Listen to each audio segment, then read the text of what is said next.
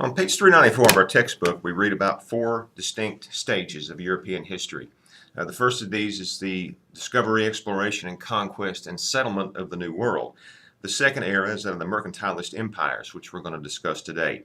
The third era is the era of high imperialism, of Eastern and African imperialism. And the fourth stage, which we will conclude our class on, is decolonization after World War II. The idea of colonization brings with it several economic presuppositions that we read about on page 395, and this is mercantilism. It's important to note that until 1776, when Adam Smith wrote his Wealth of Nations, there was no such thing as free trade. Free trade was a government monopoly. You could not trade with whoever you wanted. You had to trade, if you were a colony, with your government. The presuppositions behind mercantilism are on page 395. The idea that the gold and silver is the only wealth, that countries had to have colonies, which were sources of cheap labor, cheap raw materials, and guaranteed markets for goods. The idea that you had to maintain an imbalance of trade in favor of the home country, and the idea that you had to tightly regulate and monopolize all trade. That was the presupposition. You do that through navigation laws, tariffs, regulations of various kinds, and you also have the right to tax. So Spain, the Dutch, which is the Netherlands or Holland, the English and the French, all four vied for the conquest and the control of the New World. And of course, Spain is the first to discover the so-called New World, the Americas, and they immediately set in place a sort of economy that's based on slave labor. Why did they do that? Well, the Europeans who went there wanted to be feudal lords and have peasants, but of course, European peasants are not going to go to America and do the same thing that they do in Europe. So the Europeans decided to use chattel slave labor, and of course Africans were brought there by the Portuguese and the Spanish and then the Dutch, and then the English get involved in the slave trade and take it over. So slavery was a feature of this colonization from the beginning. And this Atlantic economy is the world's first world global economy in history. Also going along with this, of course, another presupposition of this imperialist economy is the idea of warfare. And we read on 405 to 406 several of these different wars. Now, of course, this trade back and forth is really incredible, because not only do we see gold and silver and goods traded, but we also see people. In the case of Africans who have no choice, are forced to go, but also many European migrants come to the New World from various places. We also see the exchange of plants, animals, minerals, and diseases. And of course, one of the ways in which the Spanish and the other European powers were able to conquer the Native Americans was not only through military technology and warfare, but also, of course, through diseases of various kinds, which the natives had absolutely no immunities to whatsoever because of the distance between the peoples. So this, in the 1700s, in the 18th century, there is a whole series of wars which sometimes started in Europe and spread to the Americas, sometimes started in the Americas and spread to Europe. But the most serious of these, of course, is the war between the French and the English over control over North America. The Dutch had never really tried to colonize outside of New Amsterdam, which later was turned into New York.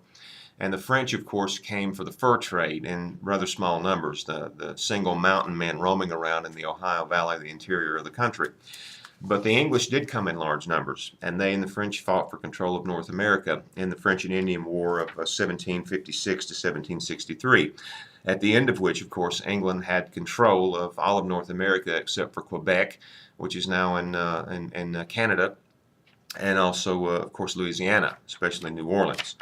And in the Treaty of 1763, this was pretty much settled, but of course, now that Great Britain had to expend several million pounds on winning North America, they forced the Americans to pay this back in the form of taxes.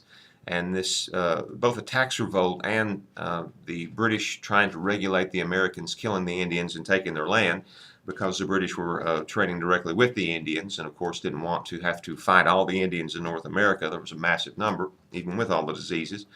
The British forced the Americans to pay taxes and also to regulate their land usage. And this leads, of course, in 1775 to the American Revolution, which has a broad impact, because the American revolutionaries are drawing upon these English ideas of liberty and of rights and of things like this, and they very much use this language. If you read the Declaration of Independence, it is almost parts of it almost a direct quote of John Locke, where John Locke says we have three rights we're born with: life, liberty, and property.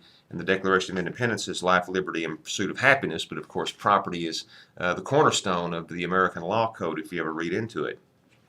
So these ideas are going to be extremely influential in the future. They're going to spread back to Europe and then to other places in the world.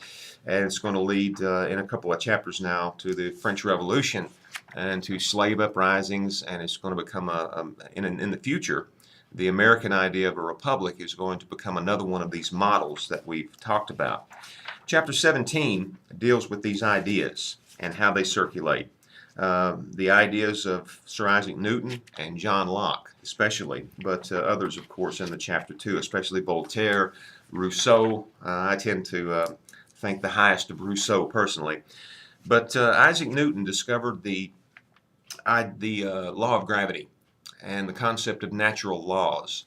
And of course, going along with that, if there are natural laws that govern the universe that you can discover, that means that human reason is the highest standard of legitimacy, of conduct, of how to decide how to live and what to do.